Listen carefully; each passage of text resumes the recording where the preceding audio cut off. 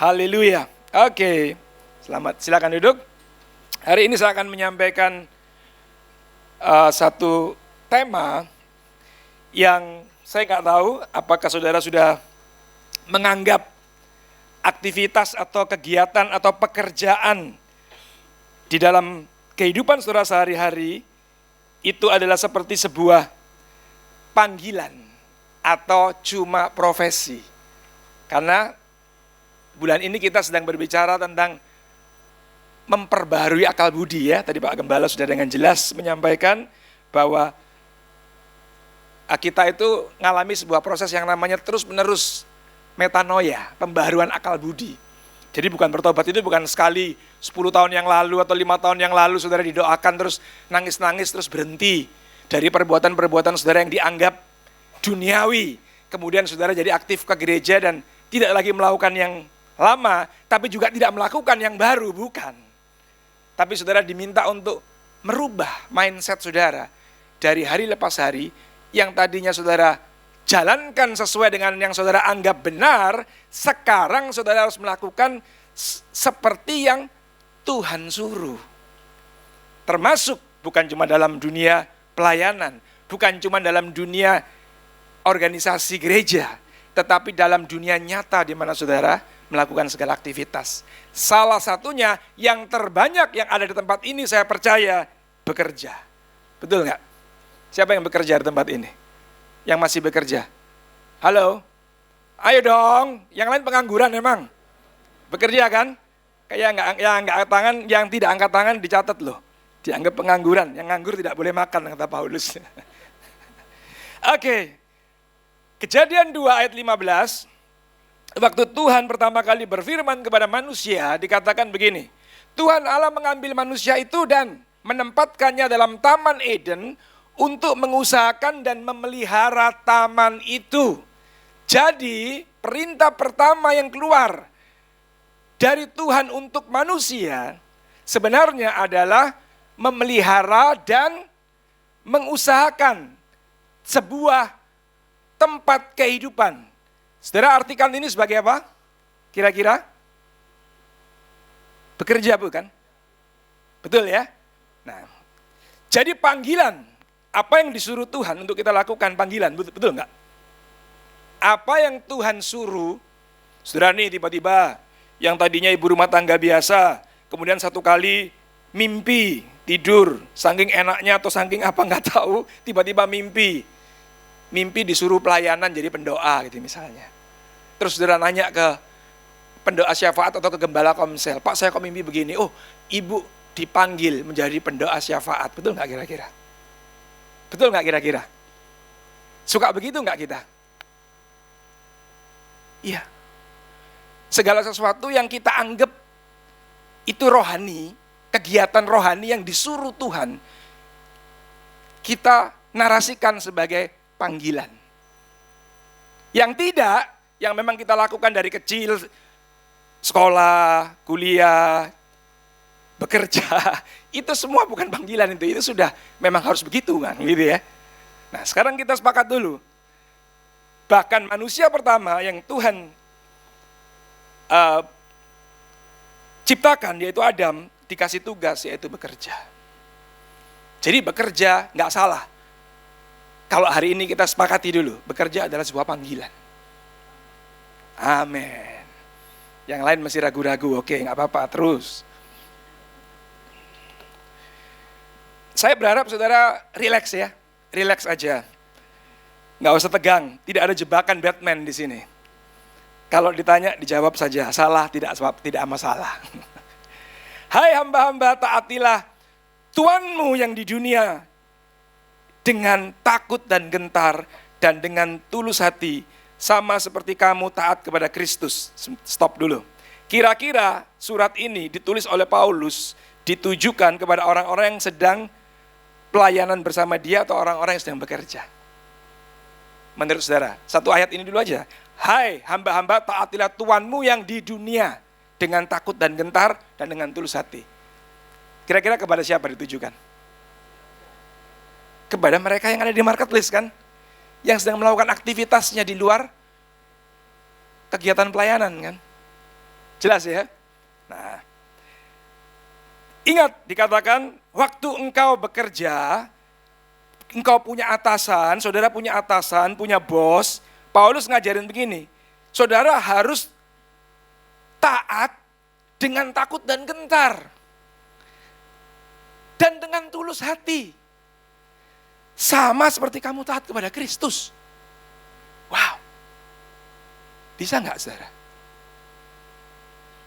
Takut dan gentar, dalam arti saudara harus respectful. Dengan rasa hormat. Bukan karena terpaksa, karena takut dipecat. Bukan saudara mau menyenangkan bosmu supaya engkau dipromosikan. Bukan. Tapi karena engkau memang ada di bawah otoritas orang yang ditunjuk Tuhan. Dan saudara memang harus dengan tulus. Menghormati, taat. Lah kalau saudara memang tidak bisa lagi respect, sebaiknya cari bos baru. Kan begitu kan? Yang bos-bos seneng ini. Yang bekerja kurang seneng kelihatannya. Waduh ini, iya. Ini firman Tuhan saudara. Ya saya sampaikan firman Tuhan. Kemudian berarti ada hari itu, ada yang gak tulus, ada yang gak hormat, ada yang cuma asal bapak senang, kan begitu ya? Hari itu, makanya Paulus tulis ini. Kalau semuanya sudah hormat, sudah tulus, sudah kerja dengan on the right track, perlu nggak surat ini dibuat? Kan enggak. Nangkap? Oke. Jadi hari itu pun sudah ada kejadian, orang-orang yang bekerja itu sudah asal bapak senang. Jadi bukan cuma hari ini, dari zaman Paulus. Kemudian saya lanjutkan. Jangan hanya di hadapan mereka saja untuk menyenangkan hati orang, tetapi sebagai hamba Kristus yang dengan segenap hati melakukan kehendak Allah dan dengan rela menjalankan pelayanannya seperti orang-orang yang melayani Tuhan dan bukan manusia. Nah, jadi gini. Tadi Paulus menegur atau menasihati orang-orang yang ada di marketplace, kemudian setelah itu di ayat selanjutnya Paulus berbicara penekanannya kepada orang-orang yang melayani Tuhan. Begitu ya? Halo? Menjalankan pelayanannya seperti orang-orang yang sedang melayani Tuhan. Jadi gini, Paulus memberikan dalam surat ini memberikan sebuah narasi. Sebenarnya pelayanan dan pekerjaan adalah hal yang sama di mata Tuhan. Cuma kita sering mendikotomikan. Kita, kalau melayani Tuhan itu pelayanan. Kalau yang di gereja, di organisasi yang rohani itu pelayanan. Apalagi kalau volunteer, sukarelawan, nggak terima persembahan, itu namanya pelayanan. Tapi kalau yang di kantor, yang di toko, yang di luar sana, yang ujungnya kita mendapatkan upah, itu namanya sekuler. Benar nggak? Halo? Saya mau kasih tahu, itu filosofi Yunani, saudara. Itu filosofi Yunani. Membedakan antara melayani Tuhan dan bekerja. Tapi filosofi Ibrani, Yahudi, bekerja adalah melayani Tuhan. Kita harus paham dulu ini. Mindset saudara harus benar dulu tentang bekerja. Sebab kalau mindset saudara nggak benar tentang bekerja, saudara akan banyak melakukan problem di situ. Saudara nggak akan bisa jadi terang di situ. Saudara nggak akan bisa mencapai titik maksimalmu di situ. Saudara tidak akan bisa memuliakan Tuhan di situ. Maka itu jangan kaget, jangan heran. Ada banyak orang yang namanya Yohanes, Petrus, Paulus, waktu dia punya kekuasaan, korupsi juga. Jangan heran orang yang namanya ada dalam Alkitab, waktu dia bekerja, dia melakukan ketidakjujuran, kecurangan, dan berakhir di kerobokan juga. Ya kan? Nah, Bingung kita. Terus apa gunanya gereja ini sebenarnya? Apa gunanya firman Tuhan ini sebenarnya? Kan begitu. Nah, kita harus sepakat dulu ini. Bekerja dan melayani di mata Tuhan itu sama. Karena nggak semua memang dipanggil untuk melayani di gereja. Nah, kalau semua di gereja, yang kerja di luar siapa? Atau kalau semua di luar, yang melayani di gereja siapa? Jadi setiap kita dipanggil masing-masing sesuai dengan talenta yang Tuhan berikan. Yang penting untuk melakukan perbuatan-perbuatan baik untuk nama Tuhan dimuliakan. Yang penting itu. Ya. Nah, saya lanjutkan. Dan kamu tuan-tuan, perbuatlah demikian juga terhadap mereka dan jauhkanlah ancaman. Nah, sekarang yang kerja senang ini. Yang tuan-tuan yang enggak suka. Jauhkanlah ancaman, ingatlah bahwa Tuhan mereka dan Tuhan kamu ada di sorga dan Dia tidak memandang muka. Mau kamu bosnya, mau lebih kaya, kedudukanmu lebih tinggi di mata Tuhan, sama. Sama. Kita semua dipanggil sesuai dengan talenta yang Tuhan percayakan dalam hidup kita masing-masing. Dan tugas kita cuma melakukan dengan cara yang terbaik seperti melakukannya untuk Tuhan. Hasilnya lihat aja. Semua pasti kan orientasinya hasil kan, kalau orang bekerja. Caranya gampang, Pak. Caranya beda-beda. Caranya sudahlah, nggak usah terlalu banyak dibahas. Yang penting hasilnya, betul nggak? Setuju? Nah, Tuhan kebalikannya. Tuhan kebalikannya masalahnya. Hasilnya nggak usah dipikirin. Saya mau tanya, ada nggak di tempat ini yang pulang nanti di taman rumah depan rumah saudara, saudara nabur kacang hijau, tabur ke tanah kacang hijau, besok keluarnya jambu, ada nggak? 2 bulan, 3 bulan atau tahun depan keluarnya pohon jambu, ada nggak? Nggak ada kan? Ada nggak? Saudara nabur jagung, besoknya tahun depan keluar duren gitu. Kan nggak mungkin kan? Saudara nabur apa? Ya saudara akan nuai, itu namanya konsekuensi saudara. Konsekuensi. Biar saudara sebelum tabur, itu jagung saudara bawa ke hamba Tuhan yang hari ini saudara anggap paling sakti. Saudara minta didoakan, ditumpangi tangan berkali-kali. Saudara tabur, saudara harap keluar benih, berubah jadi benih durian. Nggak bakal. Nggak bakal. Karena konsekuensinya nabur jagung, keluar jagung.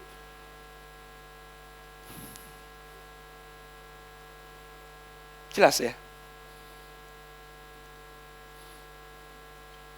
Albert Einstein pernah ngomong gini, gila adalah orang yang melakukan hal yang sama terus-menerus tapi mengharapkan hasil yang berbeda. Itu namanya kata Albert Einstein, gila. Jadi gila itu bukan yang telanjang di jalanan, bukan. Bukan. Ya itu termasuk sih. Termasuk. Tapi kategori gila nggak selalu begitu gitu loh. Saudara di tempat ini masih keren, masih baik-baik aja, tapi kalau saudara mengoperasikan hidupmu sama, nggak pernah merubah caramu ngatur uang, nggak pernah merubah caramu punya filosofi dalam bekerja, nggak pernah berubah caramu mendisiplin dirimu dengan waktu, nggak pernah berubah. Terus suatu saat sudah bermimpi dengan doa dan lain-lain, pingin jadi direktur. Kata Albert Einstein, bukan kata saya. Gila lu. Gila lu ya. Setuju nggak? Setuju ya? Wah, berarti nggak ada yang gila di sini. Masih setuju semua.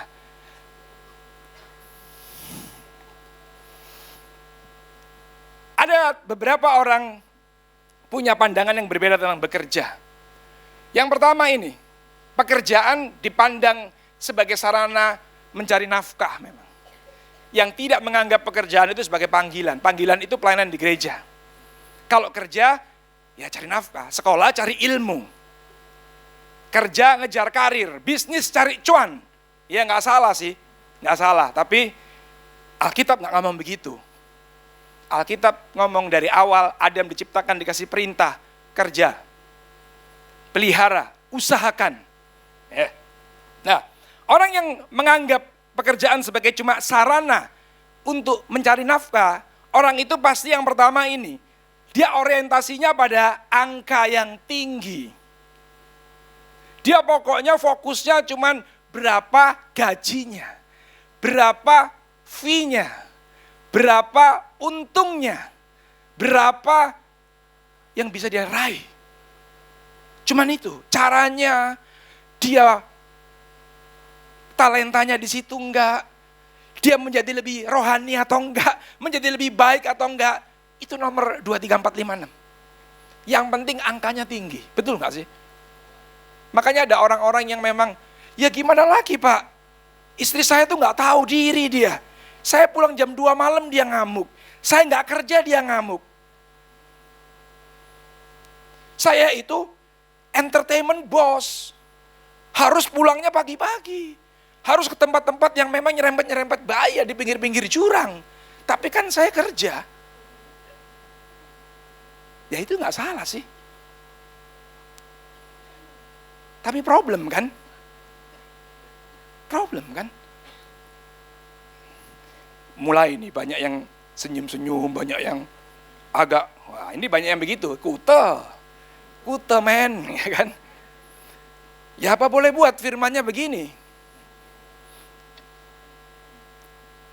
Nah, kemudian orang yang cuma mau cari nafkah aja dalam bekerja, saya kasih tahu ini nih. Proses adalah halangan. Proses dianggap sebagai sebuah halangan, obstacle, hambatan yang memang harus dihindari. Betul ya? Makanya kita seringkali akhirnya melibatkan calo. Melibatkan pihak-pihak yang mempermudah, yang instan, yang gampang, tanpa mau tahu prosesnya terjadi pelanggaran hukum atau tidak. Yang penting beres. Yang penting dianggap aman. Saya dulu, saya kesaksian sedikit deh, supaya nggak kelihatannya kayak saya ngotbahin saudara terus. Saya dulu adalah developer sebuah properti. Tentu saja dalam pekerjaan itu ada pengurusan-pengurusan legal kan, ada pengurusan-pengurusan izin yang harus saya lakukan. Nah dulu saya nggak pernah tahu, ternyata ngurus izin itu gampang, nggak sulit, cuma butuh waktu. Nah seringkali kita nggak mau repot, nggak mau susah, dan ada biro-biro jasa yang memang mengerjakan hal-hal macam itu kan. Lah saya selalu puluhan tahun, nggak puluhan deh, belasan tahun, saya tidak pernah tahu proses yang namanya mengurus sebuah perizinan. Waktu itu IMB ya, sekarang diganti namanya. Itu seperti apa? Yang penting serahkan aja, bayar aja. Toh semuanya beres, toh bisa dimasukkan dalam biaya dan bisa selesai. Sampai satu saat saya membuat sebuah properti yang cukup besar, yang luasnya kira-kira 4.000 meter, tentu saja biayanya mahal kan. Beda dengan rumah 100 meter, 200 meter ya paling cuma belasan juta. Tapi kali ini karena 4.000 meter bisa mencapai angka sampai ratusan juta, saudara. Nah saya nggak pernah tahu prosesnya, nggak pernah tahu ininya, yang penting biro jasa sanggup ngurus, selesai. Maaf yang kerjanya biro jasa ya, saya tidak bermaksud untuk ngurangin order atau omset saudara. Tapi saya cerita yang saya alami aja. Kalau saudara biro jasa, ya lakukan aja. Tapi lakukan dengan cara seperti saudara melakukannya untuk Tuhan. Bukan untuk kesempatan, mumpung orang nggak tahu. Kita sikat supaya dapat keuntungan jasa sebesar-besarnya. Ya. Satu saat, karena dulu angkanya kecil-kecil, ya kalau ngurusnya 10 juta dinaikkan jadi 20 juta kan masih biasa ya. Seolah-olah kayak ya sudahlah, masih bisa masuk dalam biaya yang bisa ditoleransi. Tapi begitu angkanya itu ratusan juta, kalau dinaikkan 2 kali lipat, itu mulai susah saudara masukkan dalam biaya apa ini. Saudara paham maksud saya ya? Nah satu saat saya ngalami itu. Tiba-tiba izin itu melewati sebuah proses yang kurang pas, Sehingga waktu di sweeping, diperiksa, akhirnya diminta untuk mengurus ulang. Lah waktu mengurus ulang, saya baru tahu, wow, angkanya luar biasa besar. Yang saya nggak mungkin lagi bisa masukkan angka yang besar itu ke pos. Mau masuk pos apa ini? Saya mau kasih tahu saudara, akhirnya saya baru dari sejak hari itu, setelah belasan tahun saya sebagai orang yang mendevelop properti, baru kali itu akhirnya saya ngurus izin sendiri saudara. Saya putuskan untuk saya coba urus sendiri. Ternyata cuma butuh waktu 3 hari. Memang sih 3 hari saya duduk bengong di sebuah kantor 3-4 jam, nungguin orang meeting, kesel. Jengkel, ya sedikit. Iya kan? Tapi saya mau kasih tahu ya, betul, biayanya cuma separuh, saudara. Nah, separuh itu saya kasih tahu, makanya kalau itu cuma 10 juta, nggak terasa. Tapi kalau 1 M terasa nggak, saudara? Separuh itu. Terasa banget jadian. Dan ternyata prosesnya begitu mudah, tidak sulit, dan yang saya mau kasih tahu saudara, karena itu properti kita, karena kita bakal jangka panjang ada di tempat itu, kita akan pastikan tidak ada pelanggaran hukum yang ada di situ. Betul nggak? Ini yang saya mau tekankan. Lah, seringkali waktu kita serahkan ke orang, orang itu tidak merasa memiliki, dan mereka setelah selesai dia urusannya selesai. Banyak pelanggaran-pelanggaran yang diabaikan memang. Yang penting keluar dulu. Masalah nanti di belakang hari jadi masalah. Nggak tahu. Jadi yang kerja-kerja di urusan properti, please, metanoia hari ini ya. Jangan menggampangkan mengenai legal. Jangan mempersulit orang di belakang hari. Jangan membuat orang jadi bingung di belakang hari. Karena urusan-urusan seperti ini. Ternyata pemerintah kita nggak gitu-gitu bener sih. Nggak gitu-gitu amat. Bisa kok ngurus. Bisa kok ditaati semua. Bisa. Cuma kita mau repot nggak? Nah, padahal saya mau kasih tahu.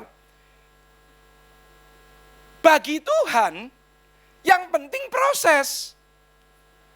Hasil urus nomor yang kesekian justru. Karena Tuhan mau kita itu benar prosesnya. Tuhan mau waktu kita ngelewatin proses, kita jadi berubah. Kita jadi gak gampangin. Kita jadi melakukan segala sesuatu itu presisi. Sesuai dengan aturan. Tidak ada pelanggaran. Sebenarnya itu. Saudara bayangkan ya. Bayangkan ini. Kalau kita sebagai manusia yang tinggal di sebuah negara yang punya aparat hukum, melanggar hukum itu ada hal yang biasa. Itu kan melanggar hukum kan? Melanggar perizinan-perizinan dan lain sebagainya. Itu kan melanggar hukum juga sebenarnya. Ada pelanggaran. Kita anggap itu biasa. Jelas loh ini. Ada aparatnya kelihatan. Ada orang-orangnya yang kelihatan bisa ngurus loh. Itu saudara anggap biasa. Kira-kira, saudara pernah ngeliat malaikat enggak? Enggak kan? Pernah ngeliat aparat sorga enggak? Enggak kan? Nah kira-kira saudara akan lebih gampang mana melanggar aturan negara atau aturan sorga? Coba saudara renungkan. Saudara kalau kebiasaan di dalam kehidupanmu bekerja itu, saudara menggampangkan, saudara langgar aturan, firman Tuhan pun saudara langgar enggak kira-kira? Kalau itu mempersulit, itu ngerepotin, itu enggak mendatangkan keuntungan banyak, ngurangin keuntungan kita, saudara langgar enggak firman Tuhan? Malaikatnya aja enggak kelihatan. Satpol PP-nya nggak pernah kelihatan, nggak pernah datang. Saudara langgar nggak kira-kira? Saudara akan langgar menurut saya. Menurut saya. Iya. Jadi nggak heran kekristenan tidak pernah jadi terang. Kekristenan, orang benar yang kata Tuhan sebenarnya saudara itu harusnya sebagai orang-orang dipilih Tuhan. Ada Roh Kudus dalam saudara. Seharusnya minimal 10 orang ngikutin saudara. Minimal 10 orang mau ikut jalan hidupmu. Terutama di dalam urusan bangun hubungan dengan Tuhan. Minimal. Nah kalau hari ini Satu aja susah untuk orang itu mau ikut kita dalam urusan iman kita.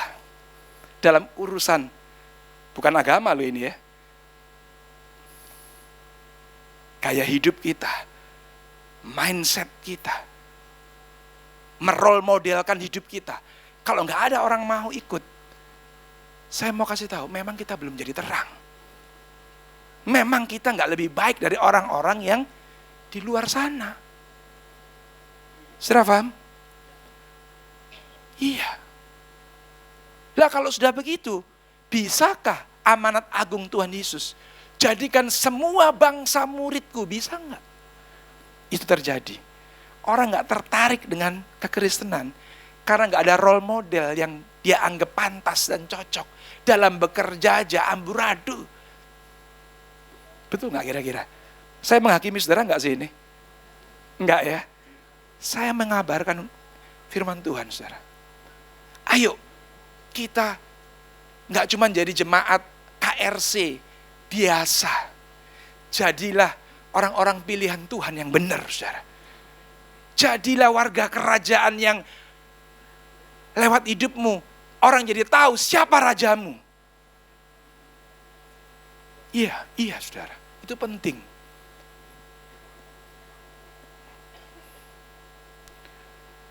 Kemudian ini, orang yang cuma mencari nafkah mengandalkan hikmat dunia yang cerdik tanpa perlu tulus. Jadi makanya gak heran kalau ada orang ngomong berbohong demi kebaikan lah. Bohong putih lah. Ya gak tahu saya. Ada gak berbohong demi kebaikan kira-kira? Bohong demi kebaikan.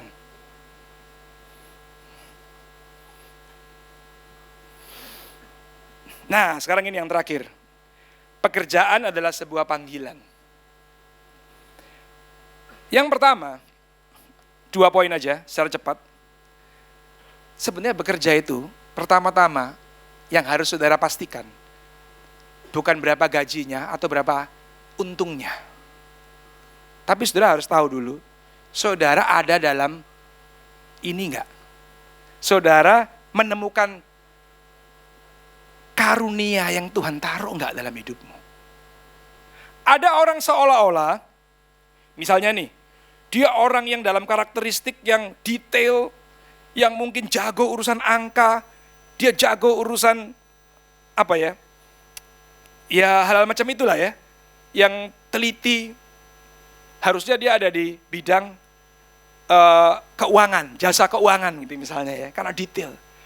Tapi karena gajinya kecil, setahu saya begitu ya, di tempat-tempat di mana uang banyak gajinya kecil. Dia milih pekerjaan yang hari itu mendatangkan income yang besar tapi bukan kekuatannya dia.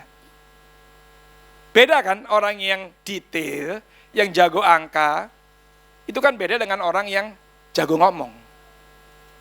Kekuatannya beda ya. Biasanya orang jago ngomong nggak detail biasanya. Jago ngomong biasanya kurang teliti.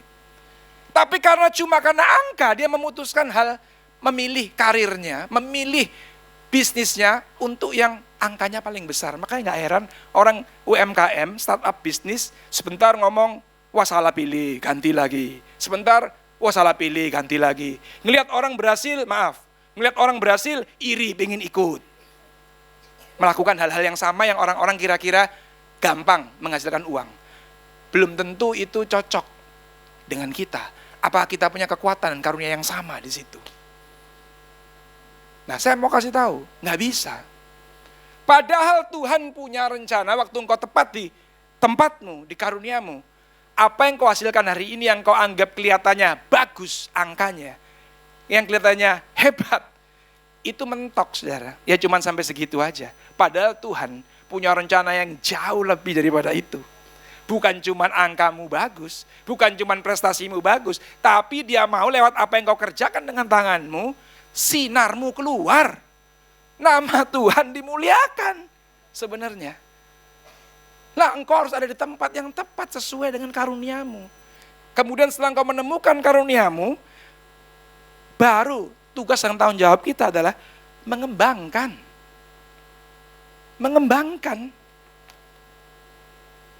Pada waktu mengembangkan karuniamu itulah yang saya sebut sebuah proses yang harus kita jalani memang. Dan tanpa kita sadari, waktu engkau sedang mengembangkan dengan tekun apa yang sudah engkau temukan, yang Tuhan taruh dalam hidupmu, itulah sebenarnya